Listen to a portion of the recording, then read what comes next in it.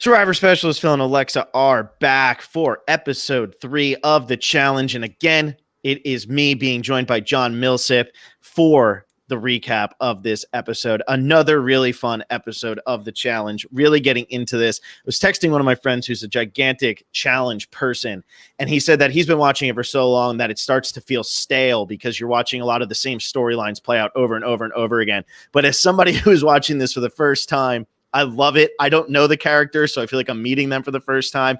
And I am very much into this, very much enjoying it. John, thanks for coming back. What did you think of tonight's episode? It's another great episode. A lot of fun. You definitely got a lot more of the MTV side of the show tonight, but a lot of interesting little interactions happening that are going to play out throughout the rest of the season for sure. I have to say, I couldn't agree with you more on the whole, we got the MTV aspect, but I have to say, Josh might be the most thin-skinned person in the history of human beings. And I know that this is how they cast these types of shows. And I know that there's probably more being said than maybe we're being led on. But I will tell you what, I've had many a night in many a bar where I was doing exactly what Devin was just doing right there to somebody and being like, hit me, please hit me. Because the way our society works, and I think it's for the best, obviously you can't go around spewing racism or anything like that, but for the most part, you can say pretty much anything you want. And if somebody lays their hand on you, they're in the wrong. You can talk about somebody's mother, you can talk about somebody's father, you can cross any line you want. Hell, you can even say the words, Big Brother sucks, and they're not allowed to hit you. John, I've never watched Big Brother because personally, I think it sucks. Do you think I'm in danger of Josh showing up to my house and beating me up? It might happen. I don't know. He seemed to really be offended by that. And he definitely took it a lot harder than any of those other Big Brother contestants in the house. To see someone jump like that when someone makes that quick little chirp like that, and see it fester to the point where it's this huge conflict between both Josh and Devin, you could probably tell him he's smells a little bad and he might throw a swing at you.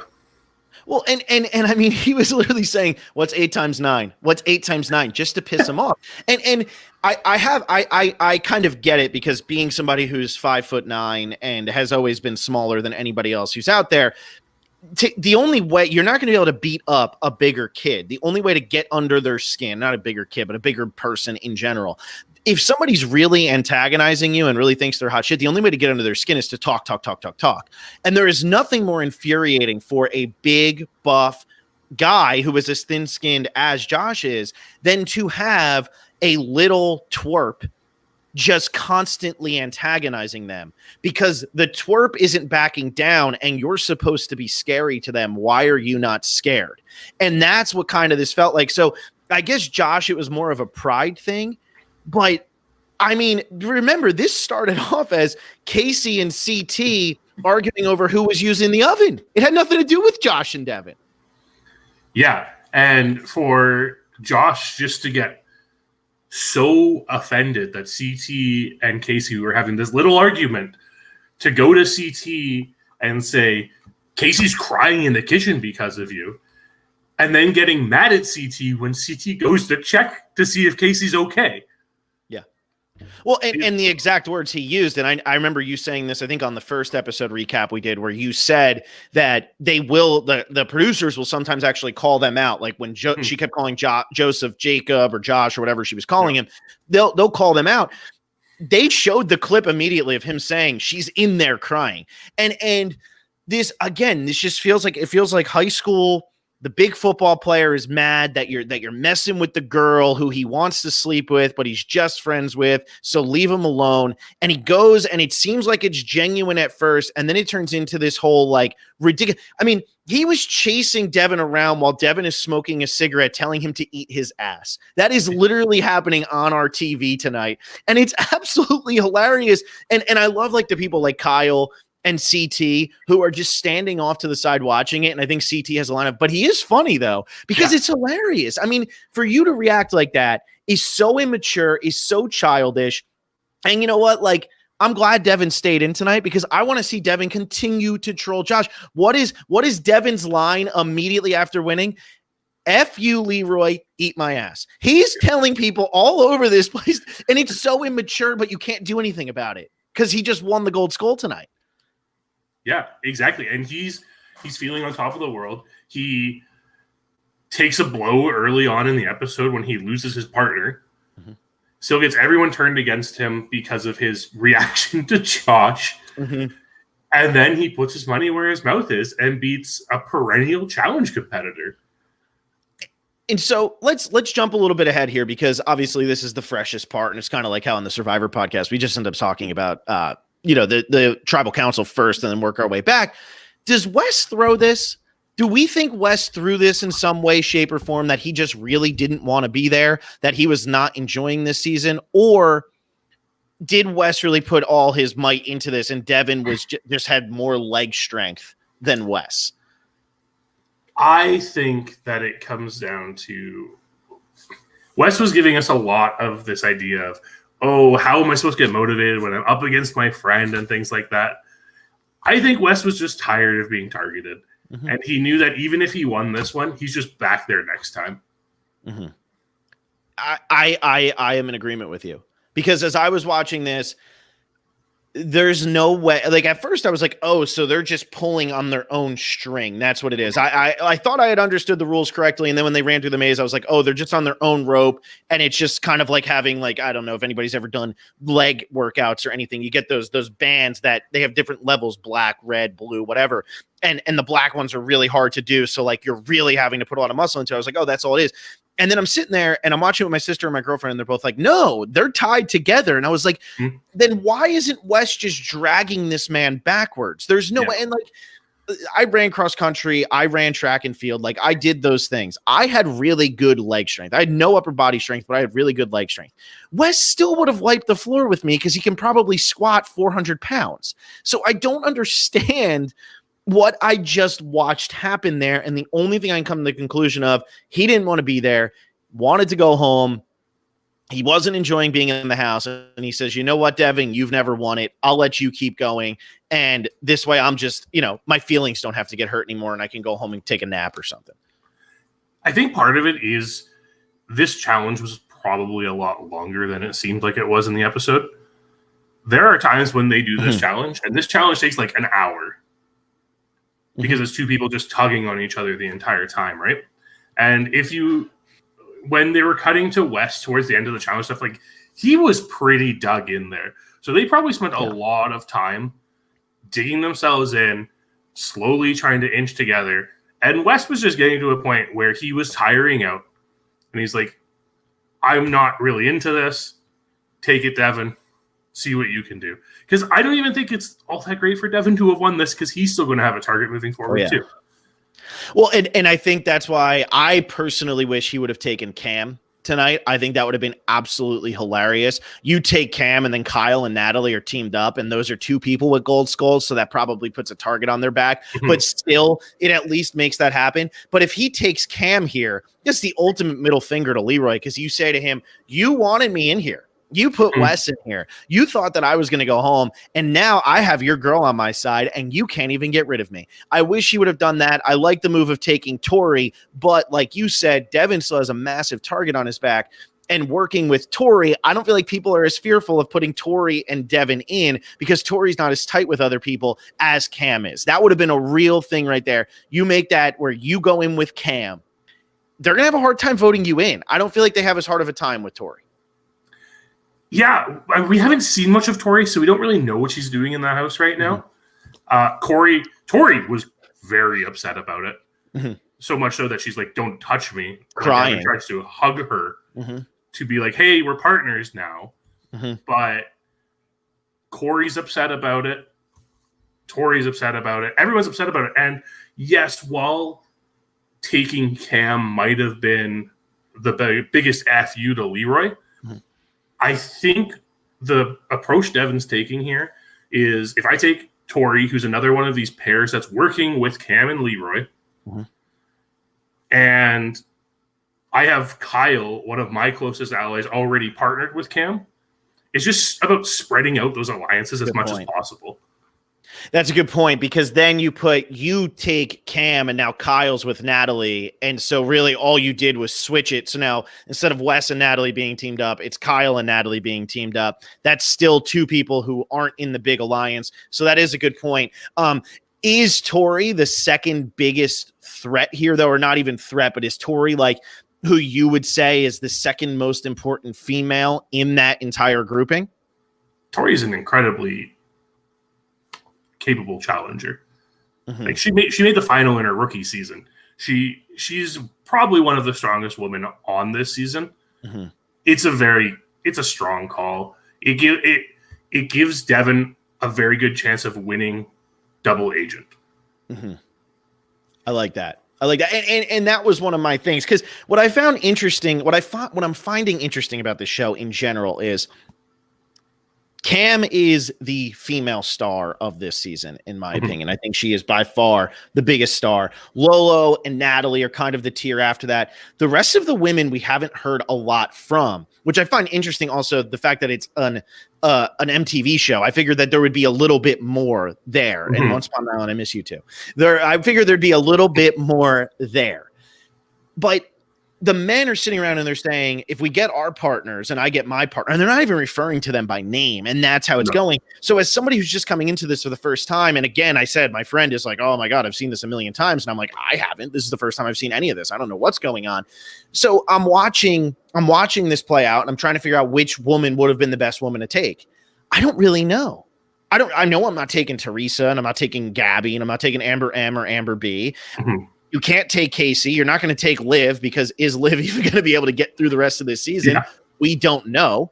And so I just start saying to myself, well, who would I take? I guess Tori's the best move, but because so much focus has just been on Cam, I'm saying to myself, just take Cam, because that's really the only one I know. So I'm hoping that moving forward, it'll get a little bit different there, because I would like to see some of these other women and what they're really bringing to the table. Just so for my own sake, I can figure out what's going on. Yeah, definitely.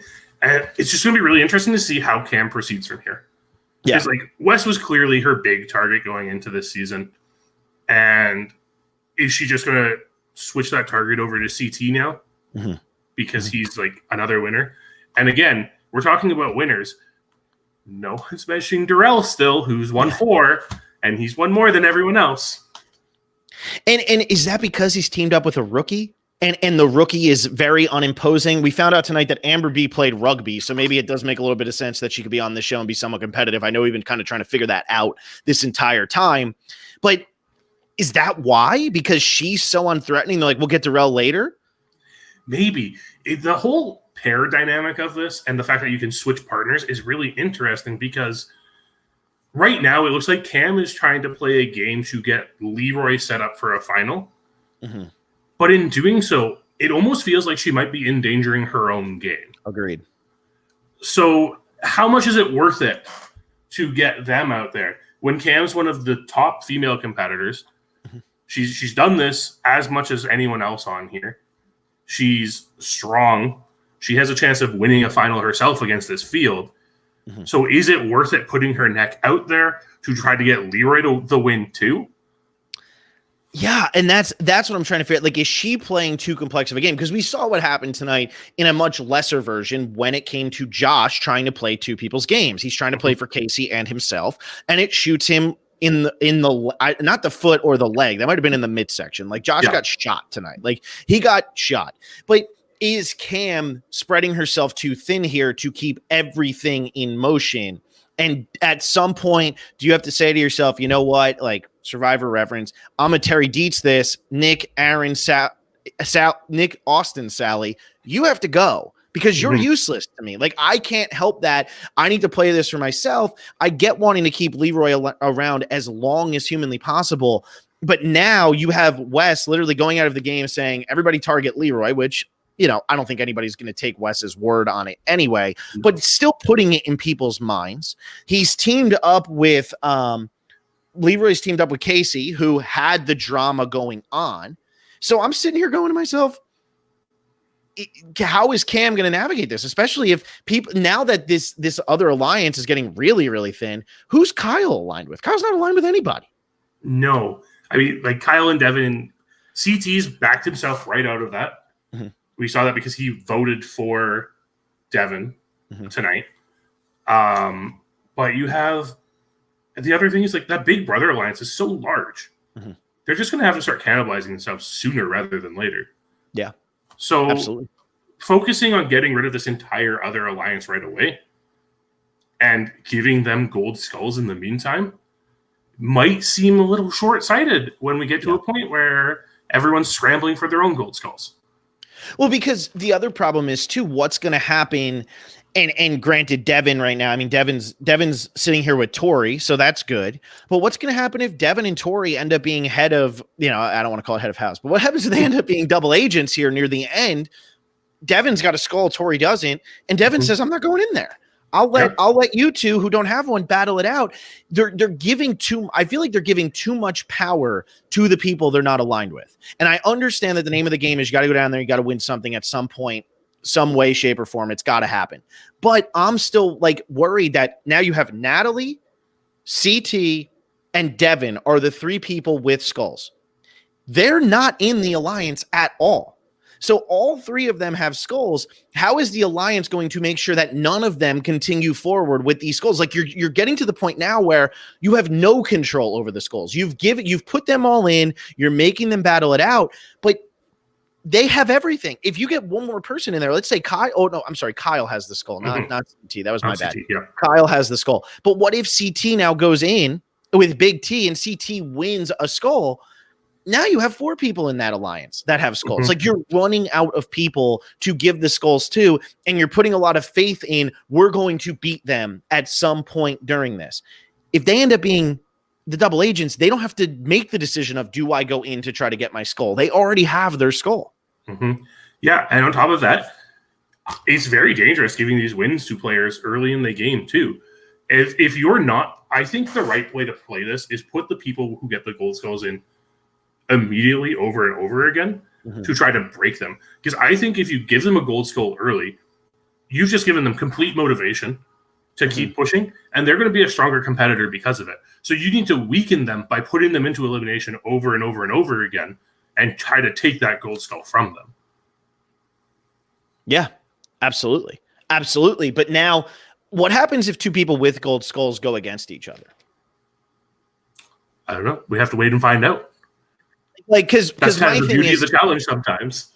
Yeah, because my thinking would be like if Devin now were to go up against Josh wins, Josh gets Devin's skull. That would be my thinking. He has 1 skull, so there's still just 3 skulls in play.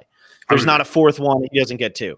But if Devin goes up against Kyle, do just the winner of that get 2 skulls? Does a skull just get thrown back into the mix? Like, I don't understand that. Or does it get removed completely and make it so someone can't compete in the final?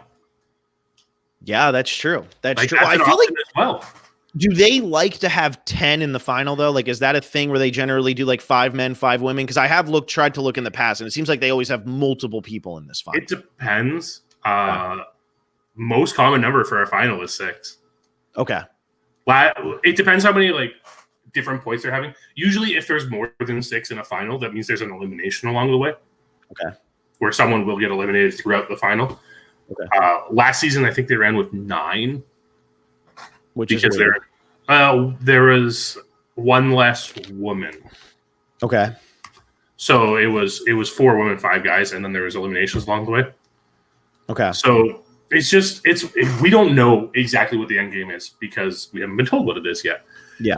My assumption would be, I think it's a safer bet to say if 2 people with gold skulls go in there, one of those gold skulls is taken out of the competition completely. That would be interesting. See, that's what I'm wondering. Like, is it taken out but I like that. I think that would actually make it a lot better if it's just kind of moved, like it's gone. Now you don't have a chance to do it. Sucks. You guys should have thought about that before you put that in there, because now that makes it even more difficult for these people because you can't just start putting the people you don't like against each other. Mm-hmm. Yeah. Because if you start doing that, then you're going to lose. Yeah. It's getting to the point where I can't remember who said it tonight, but someone was like, oh, good. Well, Devin wins the gold skull. He's an easy person to beat. Mm-hmm. But it's like, Is he, though? Is anyone in this competition really an easy person to beat? You Well, don't know what you're going up against all the time. And we have upsets in the challenge. We've seen it time and time again. So there's no layup.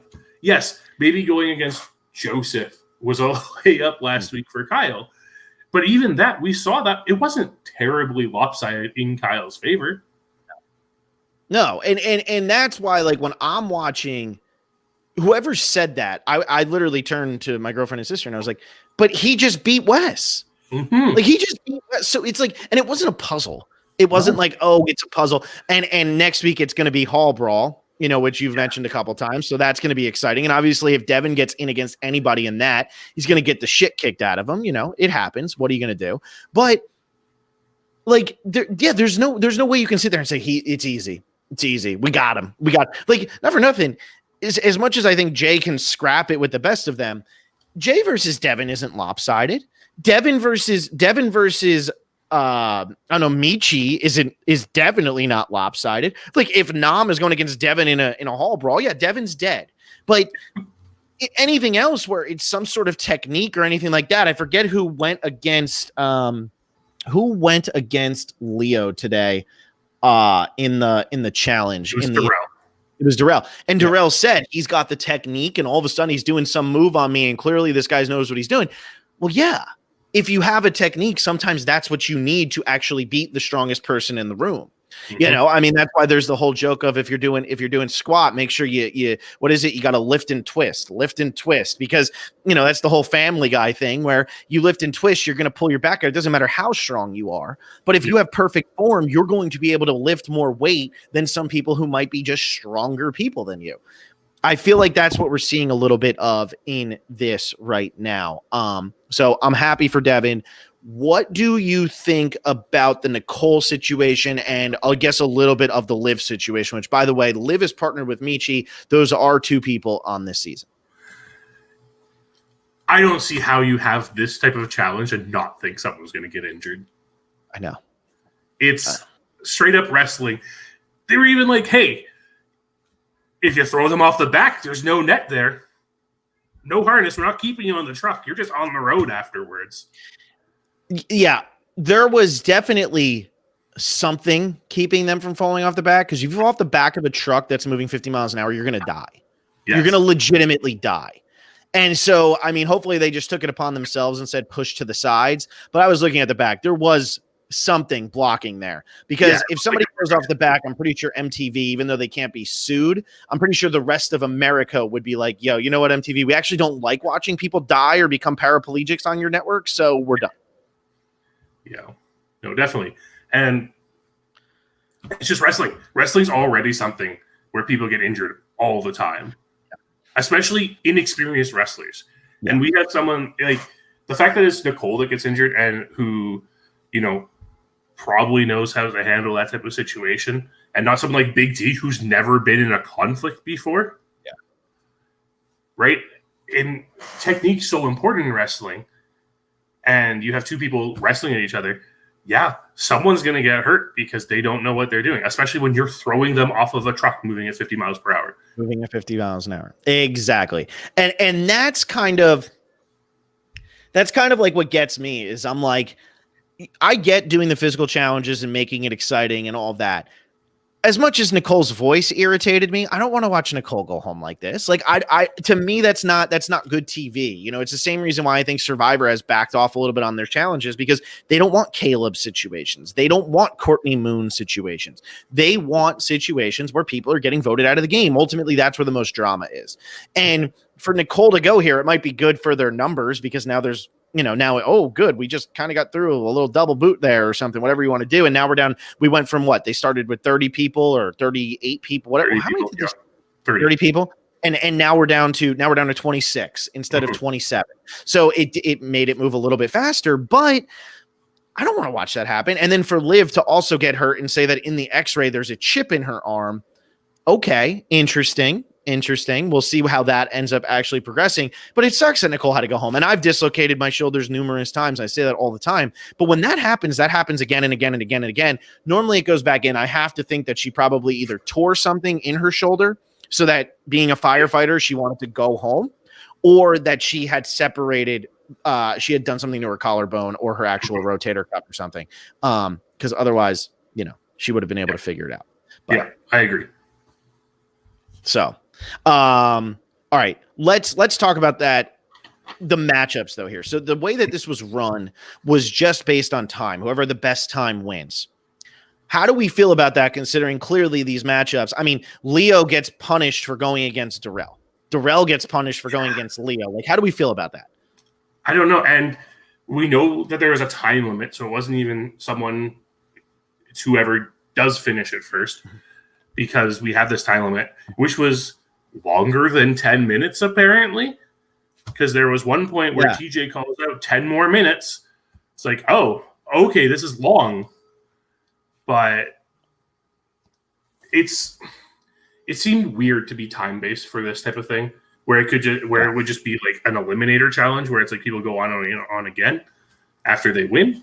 But I guess by making it the time-based, you're minimizing potential injuries because you don't have many additional conflicts happening.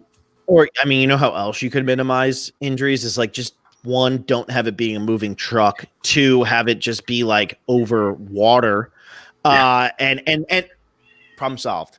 Nicole's still in the game. Liv's arm's okay. And you just go back and forth. Okay, this duo beat that duo. Next team's up. And you just do it as a bracket. Like, it's not that difficult. And I feel like they go over the special effects and, oh, look how crazy this is. Whoa, it's a moving car. At the end of the day, like, I don't care. To be honest with you, I thought this was a very boring challenge because half of them just ended. Like, half of them, there was no winner. What's the point of watching something if there's not going to be a winner? Yeah, I agree. And then the ones that we did have winners turned out to be the semantics of who was able to keep their foot on the longest while they were both falling off the edge.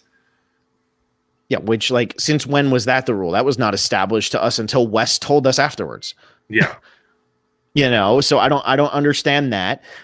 Gabby does a great job. Leo does a great job. And the reward is that Gabby threw them off first, and then they're not even qualified for one of the final three teams to actually get it. It was Natalie and Wes. Yeah. It was Natalie and Wes, Leroy and Casey, and Nam and Lolo. And somehow Nam and Lolo weren't the fastest one. They went against Teresa and Jay.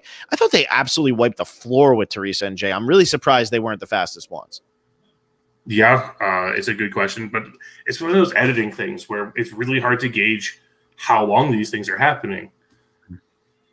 It's almost like they're trying to set it up for a later thing too with Lolo and Nam. I feel like they're going to be like the last two remaining. We've talked about this, but they're going to be like the last two remaining rookies, or they're going to be the new stars of the show where they keep coming back. I feel like they're trying to set Lolo and Nam up for the long haul here, whereas people like, and I guess Amber M has played before, correct? She's not a rookie. I know she's a rookie. And so is Amber B. Both Ambers are rookies. Both Ambers are rookies. Okay, like they're not setting them up to be, main characters. No, we're not getting that edit for them. Whereas we see in almost every scene, it seems like. Yeah. Even when he's not talking. Even when he didn't say much tonight, but I feel like we see him a lot. Mm-hmm. And like we get that with Lolo, or we at least get people talking about Lolo a lot. Mm-hmm. But yeah, the Ambers we don't really get much. It was nice having Amber B talk tonight. Yeah. And like getting to see part of that Amber B Darrell interaction was nice. But yeah, they're not being set up the way other rookies are being set up. At all. No, like pretty much not at all. I got to cross some stuff off as we go here. Wait, going back to the beginning now, we've talked a lot about the challenges, which, ultimately this show is based on, but there is some strategy that goes in. What did we think about Fesi revealing to everybody the big secret? Absolutely the worst possible way he could have done that. Yeah. Doing it as an emotional response to Kyle calling him out, not warning his allies about it, not running it by Anissa before shouting it out. Absolutely the worst possible way he could reveal this very, very powerful amount of information.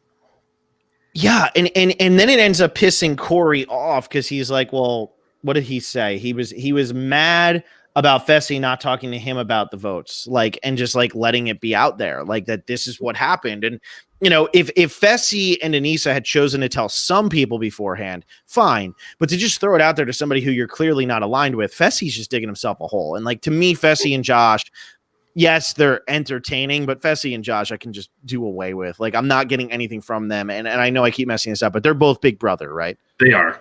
Yeah, it makes total sense that they're both Big Brother because they're just totally awful. Like, they're really, they're fun TV, but in terms of like actually how they're playing this game, I'm just like, what are you doing? Like, what is the purpose of anything that you're doing right now between Josh's attitude and temper and then Fesi just kind of seeming like he's in over his head, despite the fact that really up until this point, he's had the most power in the game. And so I don't get it. That's the thing.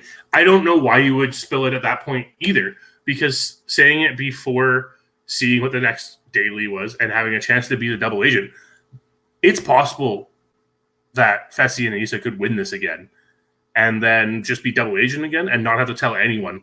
So, like, giving up that much strategic power for no reason makes no sense whatsoever. No sense. And now that you've told it, now that you didn't pick and choose, everybody in the house is now going to know.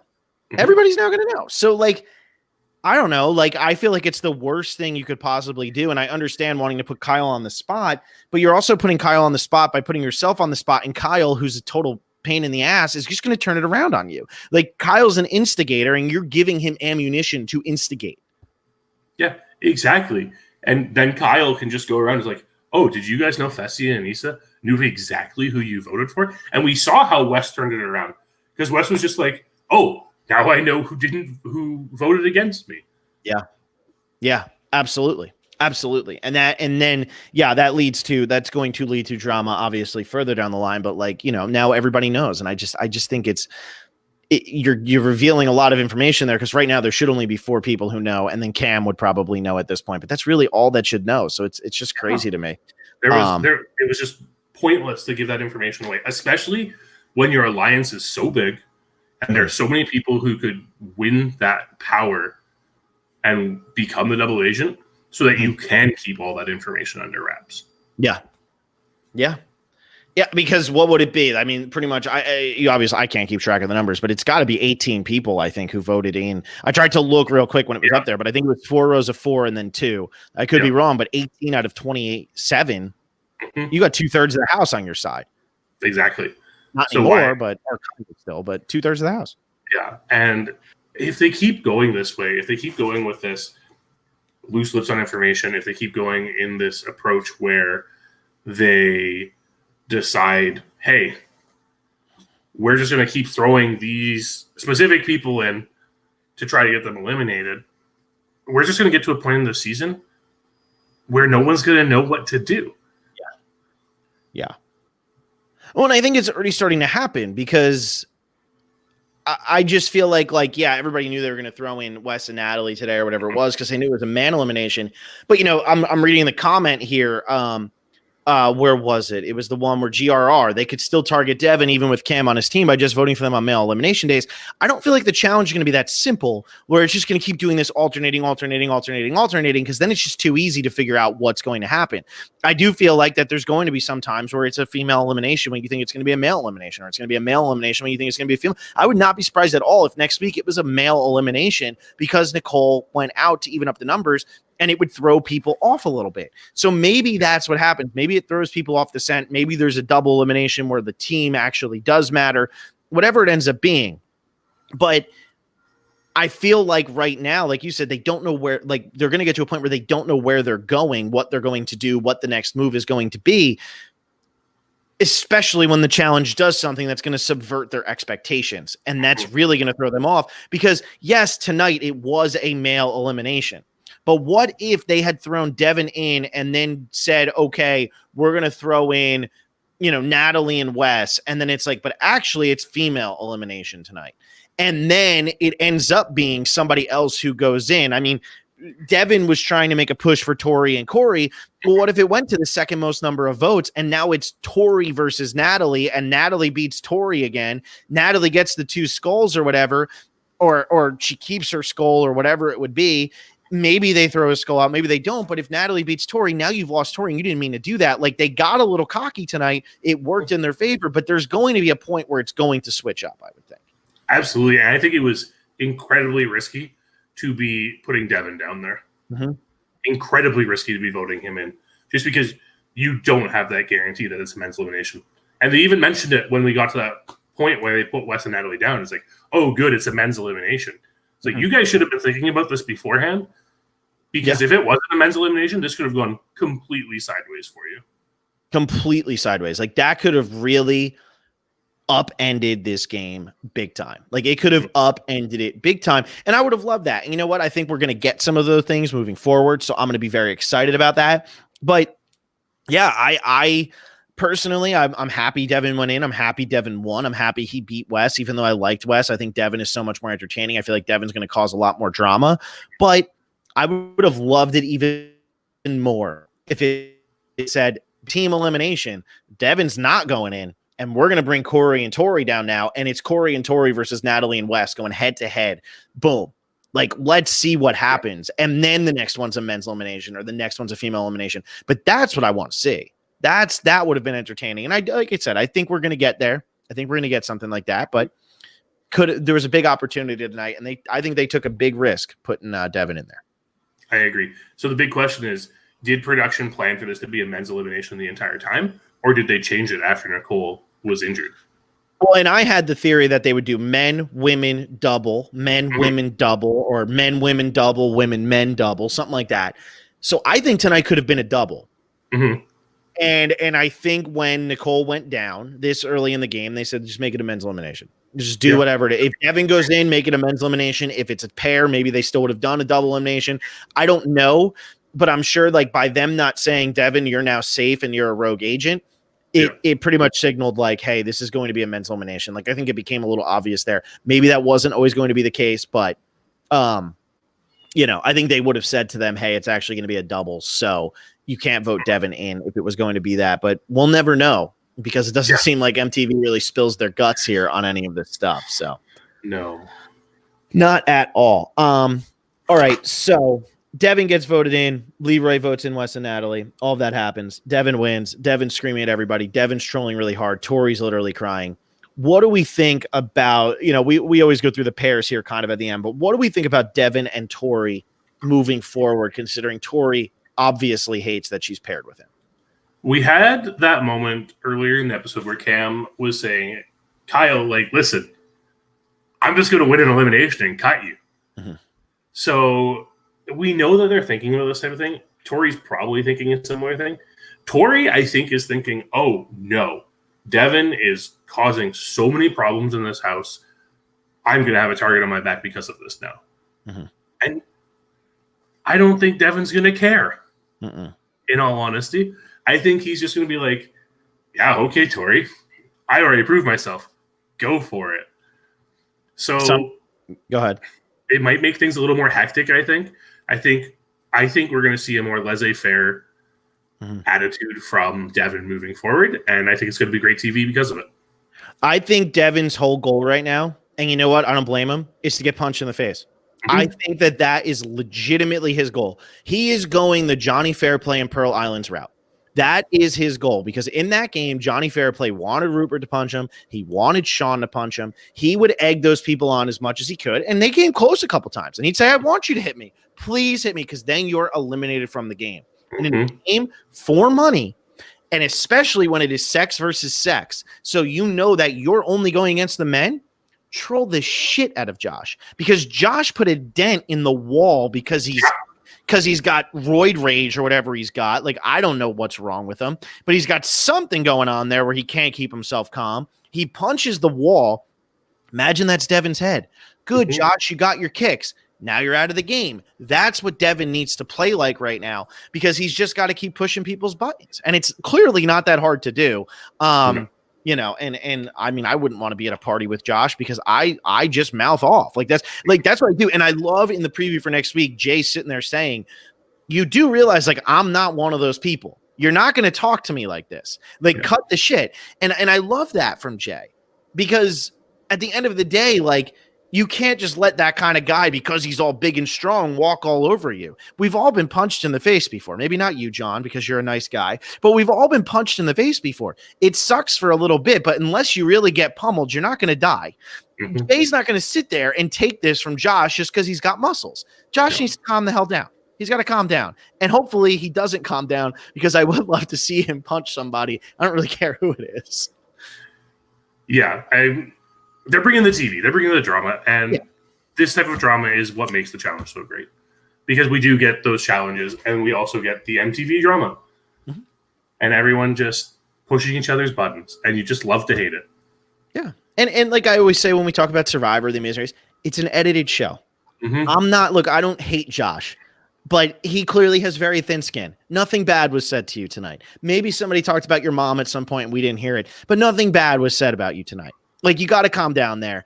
If Big Brother sucks is all it takes to like really drive you crazy, dude, how do you go out on a Saturday night?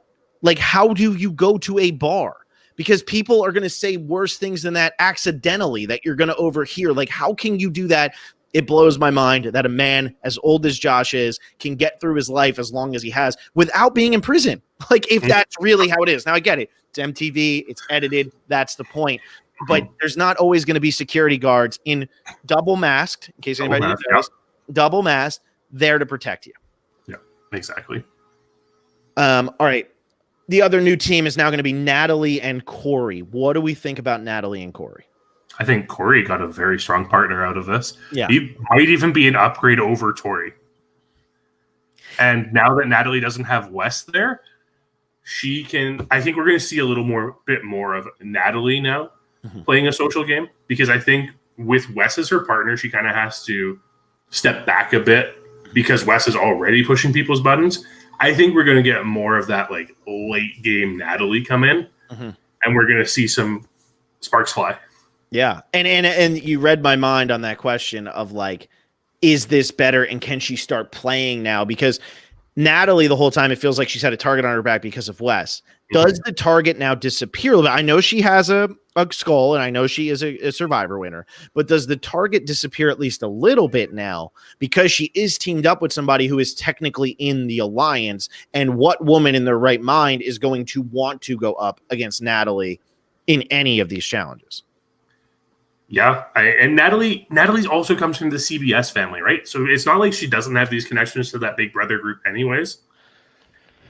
So she's more ingrained in that now. And yeah, Natalie's the last person I'd want to go up against in an elimination. Yeah.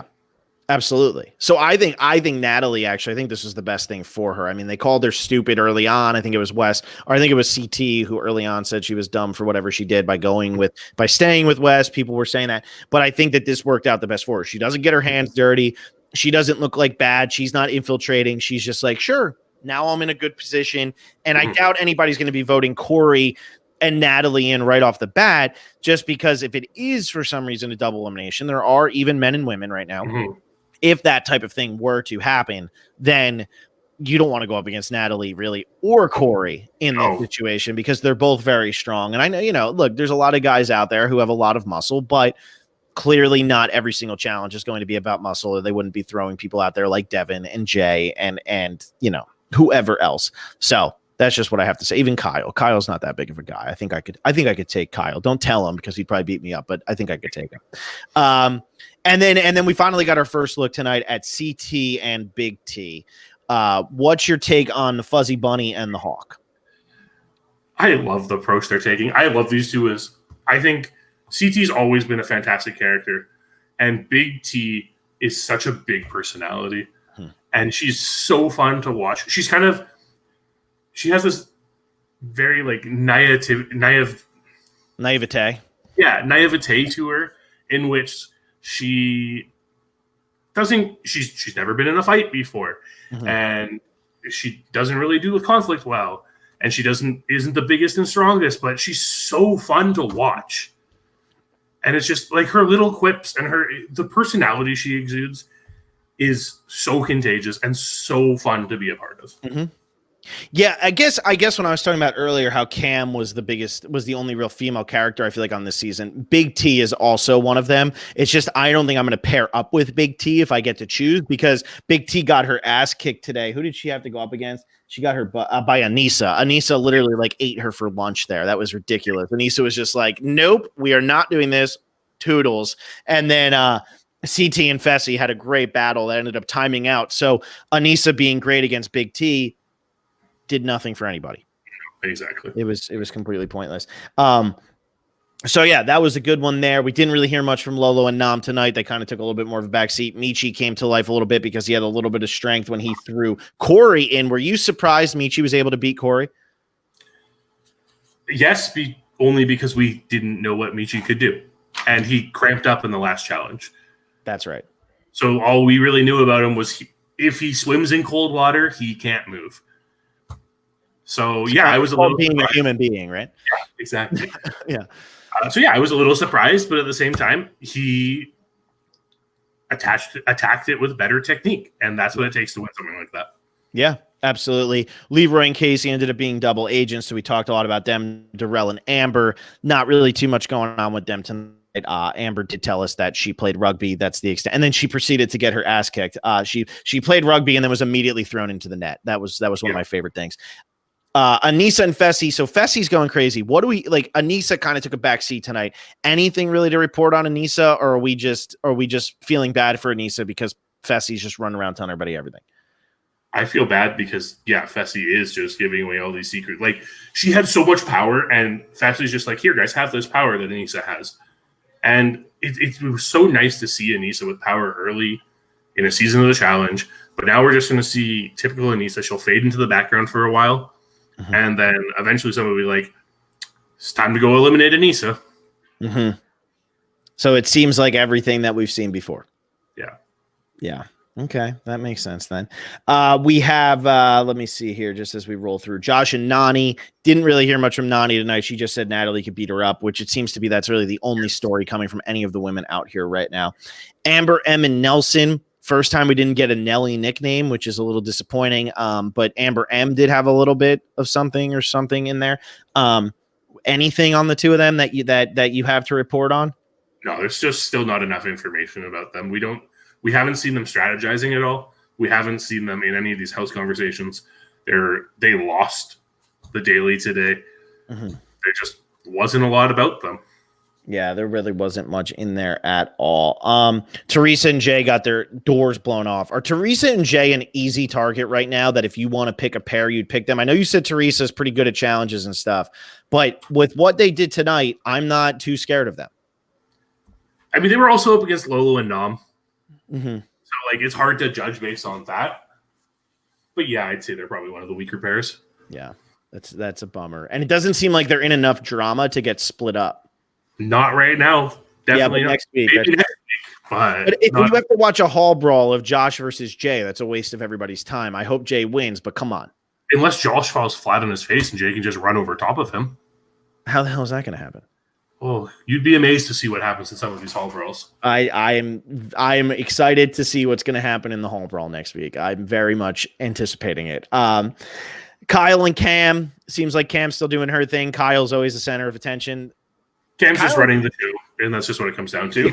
Cam going to win the thing, or do you not think so? You think she's going to getting bit? I think she's going to get bit. I think it's just inevitable at this point. At some point, someone's going to be like, Cam, we are tired of you running everything. Mm-hmm. You're the one to go. Yeah. Yeah, I think it's going to happen at some point. And I think it's going to be soon because if Leroy starts doing this whole, I'm going to get rid of people just because Cam's telling me to, people are going to be like, all right, Leroy, enough of that. Let's go get Cam. Yeah. Leo and Gabby. So while Leo was battling really hard with Darrell, correct? It was Darrell? Yep. Gabby tossed Amber B, no problem. Yeah. Amber, this is the first time we've seen Gabby really do anything. What's our thoughts on that? I was impressed, especially after we get told that Amber B played rugby. Yeah. So Gabby's got some fight in her, and I'm really excited to see where that goes. Yeah, it gives me hope because Gabby, I thought Gabby was just a sitting duck, and now it's like, all right, maybe not. Here comes Gabby, ready to roll. I think that's it. I think that covers pretty much all of the teams from this week. Yep. It's on next week again. I mean, they had it on Christmas Eve, so I'm assuming they're going to have it on New Year's Eve. I doubt anybody's going out and partying on December 30th anywhere in the world. So, yeah, it's just going to keep on plowing right on through. Any parting thoughts before I wrap this thing up? Next week looks like it's going to be fun, just from that preview. Yeah. The preview, a whole brawl is always fun. It's a classic challenge. and to have more drama. I'm very excited. I hope this snippet that we get of Jay is not all we get of Jay next episode, because I'm seriously lacking him on my screen right now. Yeah, he was barely in tonight. So hopefully we get more Jay next week and everything starts heating up now that Wes is out of the house. Yeah. We're going to need someone else to start eating up screen time.